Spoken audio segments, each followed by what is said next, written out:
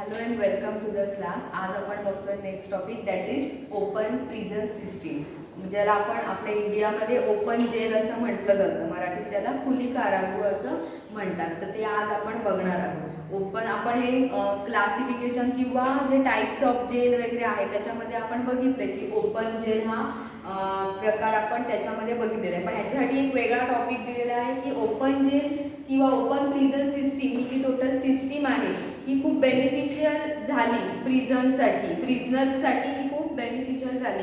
कारण आपण जे म्हणतोय की कॉन्स्टिट्यूशन असेल, ह्युमन राईट असेल, तर ह्या सगळ्यांचा जेव्हा आपण एकत्रितपणे यांना जेव्हा आपण बघतो, म्हणजे आपण म्हणतो की प्रिझनर्सचे सुद्धा काही राईट्स आहेत, त्यांचे सुद्धा काही म्हणजे राईट्स आहेत. तर ते राईट्स कुठेही त्याला कोणत्याही प्रकारचं काही होता कामा नये, ते राईट्स त्यांना मिळाले पाहिजे. मग त्यासाठी वेगवेगळ्या स्कीम्स राबवल्या गेल्या किंवा काही कमिटीज आल्या किंवा काही कोर्स असे जे केले गेले, तर त्यासाठी ओपन प्रिझन सुद्धा हे त्यातलाच एक भाग आहे असं आपण म्हणू शकतो. कारण डेव्हलप झालं ना, आपण बघितलं की डेव्हलपमेंट कशी झाली प्रिझन सिस्टीममध्ये. मग ओपन जेल सुद्धा यातलाच एक डेव्हलपमेंटच आपण म्हणूया की ओपन जेल सिस्टीम अस्तित्वात आली म्हणजे ही एक प्रकारची डेव्हलपमेंटच झालेली आहे. आता आपलं जे पूर्वी आपण बघतो की किंवा कुठेही जेल म्हटलं की कसं की त्याला काय ते लोखंडी गज असलेला दरवाजा असलेलं बंदिस्त कारागृह आपण जे म्हणतो, तर ते म्हणजे जेल म्हटलं की डोळ्यासमोर आता हा जो टॉपिक चालू आहे, कितीतरी आपले लेक्चर्स याच्यावर झाले, त्या जेलमध्ये तुमच्या डोक्यात काय आलं असणार आहे, ते आरोपी एक टिपिकल ड्रेस घातलेले पांढरा आणि त्याच्यावर काळे रेषा असलेले ड्रेस घातलेले आणि ते आतमध्ये जेलमध्ये आहे कसं लोखंडी हे असंच आपल्या सगळं डोळ्यासमोर येत असणार लेक्चर चालू असताना. पण ह्याच्याही पलीकडे जाऊन ओपन जेल सिस्टीम आली. ती म्हणजे का आली, तर ओपन जेल का झाले, तर त्यांना त्यांचे राईट्स मिळायला पाहिजेत यासाठी सुद्धा आले. आणि एक आपण ज्या थेरीज बघितल्या की कुठेतरी त्यांना सुद्धा आपण जर पूर्वी असायचं पश्चातापाची शिक्षा असायची, म्हणजे पश्चाताप होणं ही सुद्धा शिक्षा आहे असं पूर्वीचे म्हणायचे. तर म्हणजे काय की त्यांना सुद्धा जेव्हा ते जेलमधनं बाहेर पडतील तेव्हा ते स्वतःहून स्वतःच्या पायावर उभे राहिले पाहिजे. त्यांच्या मनात जे काही असे फिलिंग्स असतात की म्हणजे त्यांचा कॉन्फिडन्स एकदम लेस झालेला असतो, ते तसं न होता ते परत आहे त्या ह्याच्यामध्ये व्यवस्थित म्हणजे बाहेर जेव्हा पडतील जेलमधनं जेव्हा बाहेर जातील तेव्हा ते एक स्वतःच्या पायावर उभे राहिले पाहिजेत. हाच हेतू त्याच्या मागे असतो की त्यांनी आता शिक्षा भोगली आहे, त्यामुळे त्यांनी जे काही चुका केलेल्या त्या संपल्या जातात. आता त्यांनी चांगलं आयुष्य जगलं पाहिजे, त्यासाठी हे ओपन जेल सिस्टीम आपण म्हटलं पाहिजे. आता या ओपन जेल सिस्टीममध्ये काय असतं, तर अशी कोणतीही ज्याला आपण म्हणूया की जी टिपिकल जेल सिस्टीम आहे तशी नसता, ते ओपन असतं. त्याला वॉल गज आपण जे म्हणतो ना बार असं काही नसतं ना, ते पूर्ण ओपन असतं. आणि एका विश्वासावर त्या जे प्रिझनर्स आहेत त्यांना आत ठेवलेलं म्हणजे आत असतात ते. आता कुठचीही भिंत नसते, याचा अर्थ काय की जेलची पूर्ण ग्राउंडवर असतील, ते त्यांना राहायला फक्त झोपायला काहीतरी असेल, म्हणजे ही सिस्टीम तर असणारच. पण ते पूर्ण जे आपण लॉकअप बघतो ना, ते लॉकअप नसताना पूर्ण ओपन ह्याच्यामध्ये त्यांना त्या जेलमध्ये ठेवलेलं असतं. त्याची जी डेफिनेशन आहे अशी स्पेसिफिक डेफिनेशन आहे किंवा प्रिझन ॲक्टच्या खाली ही ओपन जेलची डेफिनेशन आहे अशी काही डेफिनेशन नाही. पण काही क्रिमिनॉलॉजिस्ट असतील किंवा हे पेनॉलॉजिस्ट असतील त्यांनी काही डेफिनेशन्स केलेले आहेत किंवा मिनिंग समजावं म्हणून काही असे डेफिनेशन केलेले आहेत, तर ते आपण बघूया. तर ओपन जेलची डेफिनेशन जी सांगितली आहे, an open institution is characterized by the absence of material, म्हणजे त्याच्यात सगळ्याचा ॲब्सेन्स असतो जे आपल्याला टिपिकल वाटतं की ह्यात हे असेल ते असं काही. Absence of a material and physical precautions against escapes such as walls, locks, bar, arm guards, म्हणजे कोणत्याही प्रकारचं वॉल लॉक जे आपल्या मनात जे मी आता म्हटलं की वॉल्स लॉक बार किंवा arm guards etcetera. And by a system based on self discipline, त्यांनी स्वतःच डिसिप्लिन लावून घेतली पाहिजे. Self discipline and innate sense of responsibility towards the group in which he lives, म्हणजे काय तर त्यांची सेल्फ डिसिप्लिन आणि दुसरा महत्त्वाचा शब्द काय आहे तर responsibility, sense of a responsibility. काही जे हॅबिच्युअल ऑफेंडर जर आपण म्हणजे तुम्ही क्रिमिनॉलॉजीचा खूप अभ्यास केला, त्याच्याबद्दल वाचन खूप जर तुम्ही केलं, वेगवेगळी पुस्तकं जी आहेत की काय फक्त अभ्यासाची रिलेटेड नाही, अशा बऱ्याच ह्याच्या कादंबऱ्या आहेत किंवा अशी बरीच पुस्तकं येतात मार्केटमध्ये, तर ती तुम्ही वाचलीत क्रिमिनॉलॉजीचा अभ्यास केला तर काय होतं, जे हॅबिच्युअल ऑफेंडर असतात त्यांना किंवा एक खूप गुन्हे केल्यानंतर असं त्या गुन्हेगारांना वाटतं की तर घरी तशी माझी घरची परिस्थिती नाही आणि हे सगळं तसं मी पैशासाठी करतोय, मग जेलमध्ये गेलो तर मला फुकट फुकटचं मिळेल. कारण त्यांना जे आपण थेरीजमध्ये बघितलं, लॉन्ग्लोजने काय सांगितलं की त्यांना कसला सेन्सच नसतो, त्यांना हे आयुष्य हेच त्यांचं आयुष्य, जगात काहीतरी चांगलं आहे हे त्यांना माहितीच नसतं. त्यामुळे आपण जर आपल्यासारखा एखादा आरोपी म्हणून आत गेला तर आपण काय हे अशा प्रकारचं जेवण मी जेवणार नाही, हे असलं जेवण नको.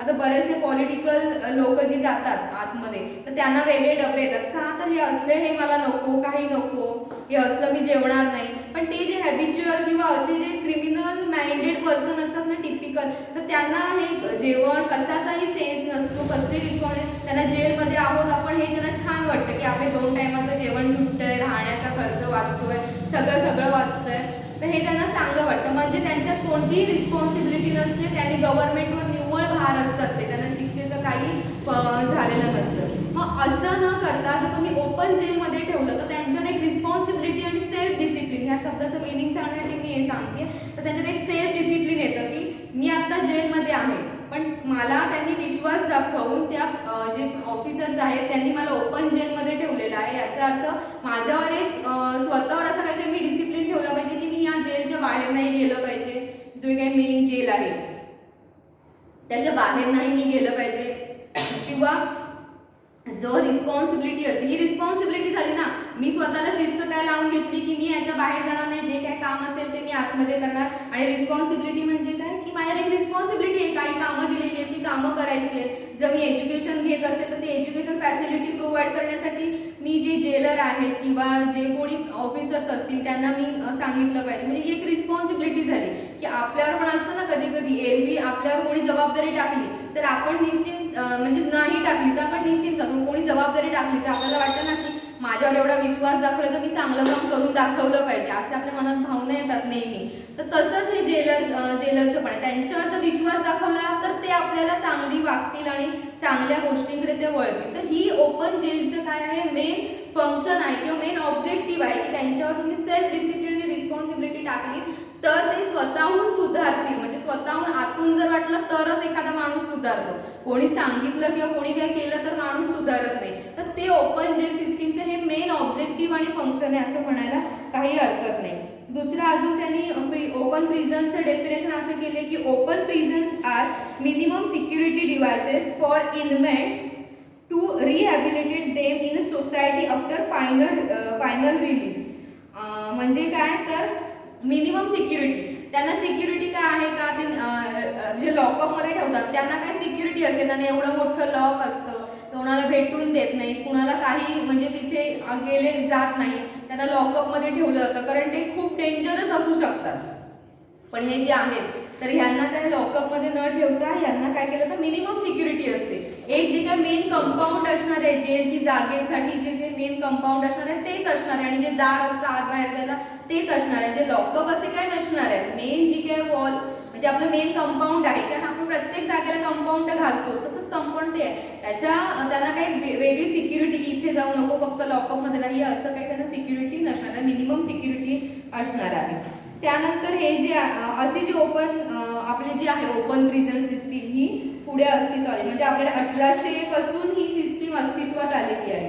आता ह्याचे काही कॅरेक्टरिस्टिक्स आहेत ओपन जेल सिस्टीमचे, ते आपण बघूया. म्हणजे त्याच्यावरनं टोटल जेल सिस्टीम काय आहे हे आपल्या लक्षात येईल. आता जे मेन कॅरेक्टरिस्टिक्स आहेत ते आपण बघू. आपण जी रेकलेस थेरी वगैरे बघितली तर रेकलेस थेरीमध्ये सुद्धा जे आहेत ना सर वॉल्टर रेकलेस, त्यांनी इंडियन ओपन जेल सिस्टीम आहे ही, म्हणजे आपण म्हटलंय की आयडियल आहे आपलं इंडियन जेल सिस्टीम आहे की सगळ्यात आयडियल म्हणून म्हटली जाते, असं मी गेल्या 2-4 लेक्चरमध्ये सांगितलं. तर ते जे रेकलेस होते सर रेकलेस होते तर त्यांनी सुद्धा ही जेल सिस्टीम जी ओपन जेल सिस्टीम आहे ह्याचं खूप त्यांनी हे केलं होतं की अतिशय म्हणजे चांगली ही जेल सिस्टीम आहे असं त्यांनी रिझल्ट दिला होता. आणि त्यांनी जी ऑल इंडिया जेल कमिटी केली होती 1956 आणि 57 साली, तर त्याच्यावर ते 3 वर्ष काम करत होते, कारण इथे म्हणजे खूप स्कोप होता ओपन जेल सिस्टीममध्ये अभ्यास करण्याचा, त्यांना काम करण्याचा असं. तर मेन कॅरेक्टरिस्टिक्स आहेत ओपन जेलचे आपण ते बघूया. त्यातलं पहिलं आहे it enables informal and institutional living in small group with minimum measure of custody.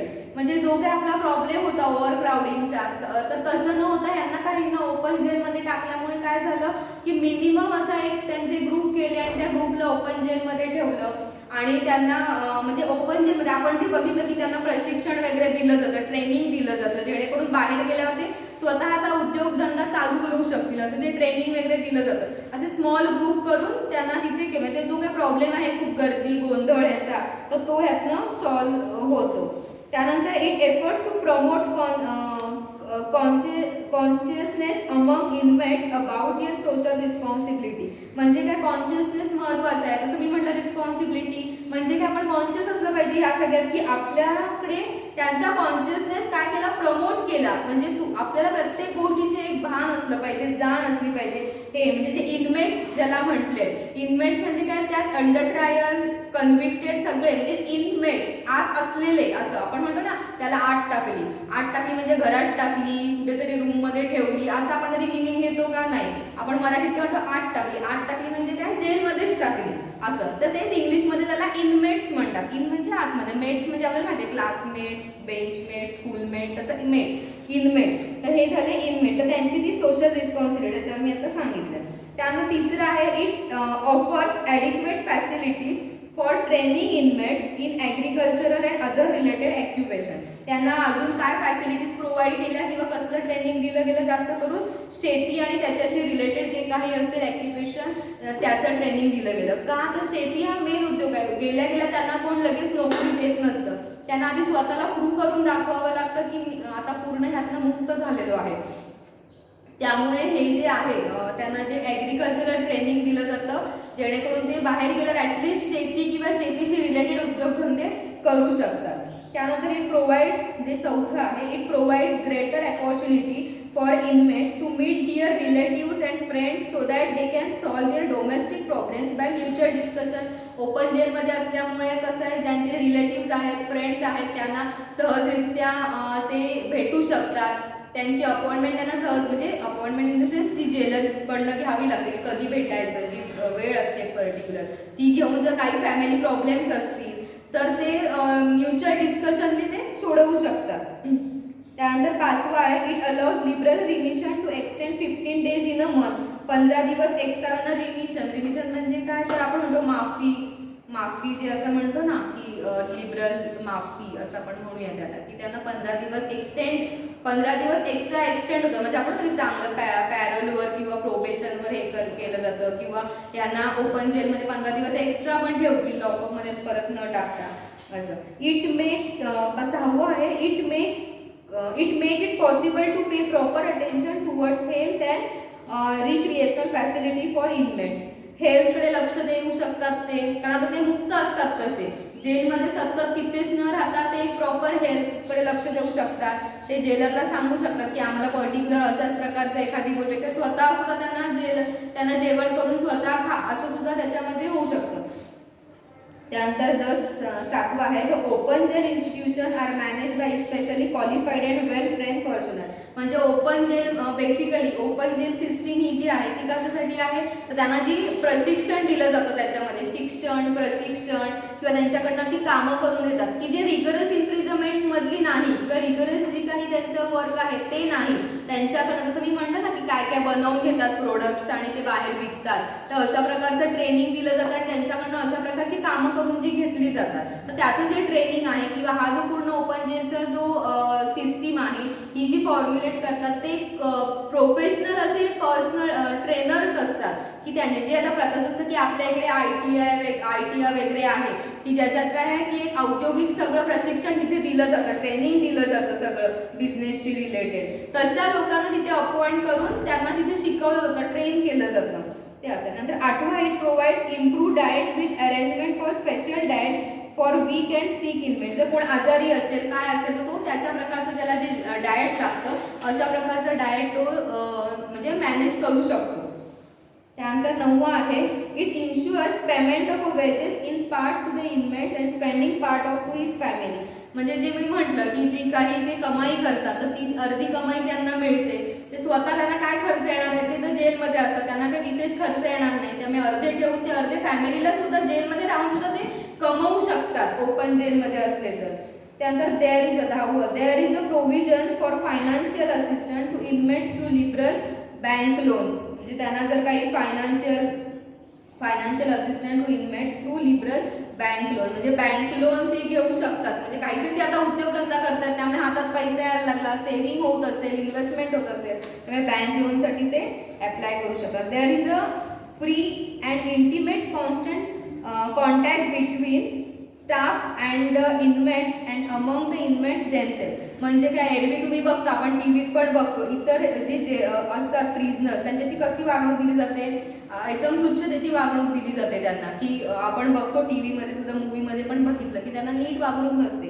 पण आता ह्यांना ओपन जेलमध्ये ठेवल्यामुळे त्यांचे ते चांगले गुण सुद्धा आपल्याला बघायला मिळतात. त्यामुळे स्टाफशी आणि ते एकमेकांशी जे बोलतं, म्हणजे स्टाफ आणि हे जे प्रिझनर्स आहेत त्यांच्याशी जे बोलणं होतं ते कसं होऊ शकतं, एकदम फ्री आणि काय म्हणू आपण, व्यवस्थित त्यांचं कम्युनिकेशन होऊ शकतं. It considers regular and paid work for inmate under expert supervision as the best method of reformation of offender. म्हणजे जे आता सांगितलं की ज्यांना व्यवस्थित प्रशिक्षण दिलं जातं जेणेकरून ते रिफॉर्म होतील. रिफॉर्मेटरी थेअरी आपण बघितली की जे परत रिफॉर्म होतील, त्यांना चांगलं काहीतरी देऊन, त्यांचं समजा एखादा खरंच डॉक्टर असेल आणि तो आतमध्ये प्रिझनर म्हणून गेला आणि त्या सिस्टीममध्ये त्याला परत बाहेर यायचं, तर त्या डॉक्टरकडे त्याने क्लिनिक टाकलं स्वतःचं, तर कोण जाईल का, तर नाही जाणार. पण त्याच्या इथे त्याला सेल्फ कॉन्फिडन्स निर्माण केला पाहिजे त्याच्यात, की तुम्ही आता बाहेर जाऊन करू शकता, किंवा तुम्ही एखादा चांगला माणूस म्हणून बाहेर पडणार आहात, किंवा एक चांगले बिझनेस पण होऊ शकता, असं कॉन्फिडन्स करून त्याला बाहेर हे केलं जातं. अशा प्रकारचे जे काही कॅरेक्टरिस्टिक्स हे आहेत, तर ते हे सगळे कॅरेक्टरिस्टिक्स होते ओपन जेलचे, की त्यांना व्यवस्थित प्रशिक्षण दिलं जातं, शिक्षण दिलं जातं, एज्युकेशन घेऊ शकतात. एज्युकेशन घेतल्यामुळे बाहेर गेल्यावर ते जॉब करू शकतात, स्वतःचा बिझनेस करू शकतात. हे सगळे काय झाले, कॅरेक्टरिस्टिक्स झाले. त्यात आपण ॲडव्हान्टेजेस बघूया. ॲडव्हान्टेजेस काय आहेत, ओपन प्रिझन्सचे जे ॲडव्हान्टेजेस आहेत तर ते काय आहेत, ते help in reducing over crowding in a jail. ते आता जे ओव्हर क्राउडिंग जेलमध्ये जे आपण लॉकअप बघितलं की अतिशय छोटी एवढीच रूम असू शकते, एखाद्या क्लास एवढे, त्यात सगळे राहतात, मग ते ओव्हर क्राउडिंग होतं एकाच ठिकाणी. आता तर आपण बघितलं की सोशल डिस्टन्स किती गरजेचं आहे, तर ते जे आहेत सगळे एकाच लॉकअपमध्ये राहतात, त्यामुळे ओव्हर क्राउडिंग होतं. ओव्हर क्राउडिंग हा तर खूप मेन इश्यू आहे आपला, एकदम इंटरनॅशनल इश्यू म्हटलं तरी चालेल जेल सिस्टीममधला. पण हे ओपनमध्ये ठेवलं तर तुम्ही जर आपण जर क्लासमध्ये बघतो, जेव्हा आपण वर्गात असतो तेव्हा सगळी मुलं जवळजवळ एका बेंचवर 2-3 जण, पण तुम्हाला ग्राउंडवर नेलं, म्हणजे स्टुडंट्सना ग्राउंडवर नेलं की कसं सगळे मोकळे होतात, लांब लांब राहू शकतात, असं म्हणजे त्यांच्यात खूप ओव्हर क्राउडिंगचा प्रॉब्लेम तो रिड्यूस झाला. त्यानंतर the construction cost is fairly reduce. तिथे काय वेगळे सेल करायला नाही लागले, त्यामुळे ओपनच आहे सगळं, त्यामुळे कन्स्ट्रक्शन कॉस्टची काय म्हणजे गरजच नाही. The operational cost of open prisons is far less than the enclosed prisons. नक्कीच त्याला काय एवढा खर्च येणार नाही, जो बंदिस्त जे असतं त्याला खर्च येईल त्याच्यापेक्षा कमीच खर्च त्याला येणार आहे.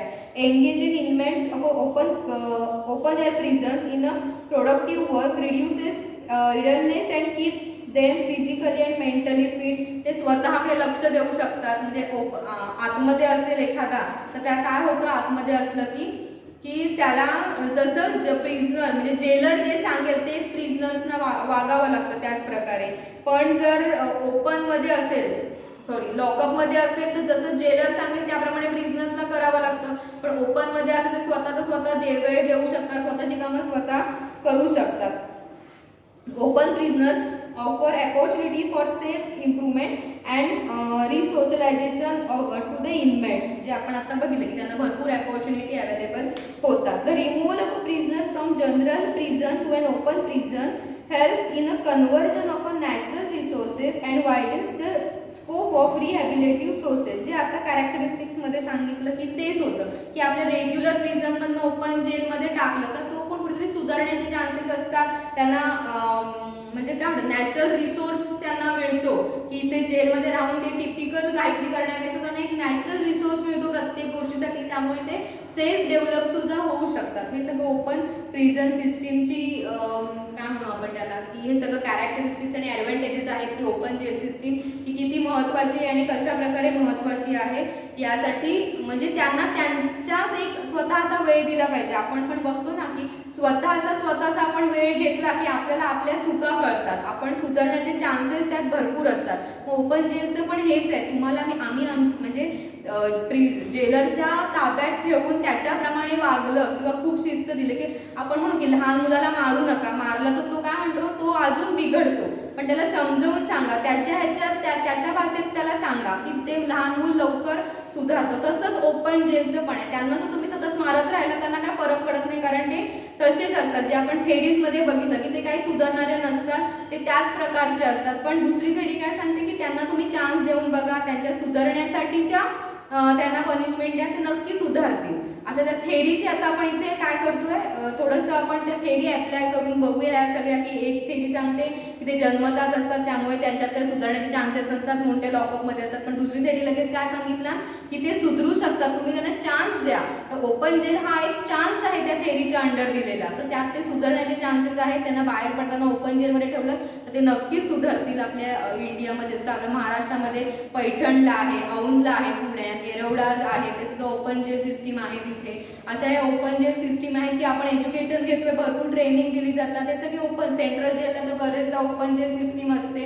तर ह्या ओपन जेलमुळे आरोपी म्हणजे जे प्रिझनर्स आहेत ते सुधारण्याचे चान्सेस खूप आहेत. पॅरल प्रोबेशन हे सुद्धा ओपन जेल सिस्टीमचाच एक भाग आहे. अशा प्रकारे ओपन जेल सिस्टीम आज कंप्लीट झाली.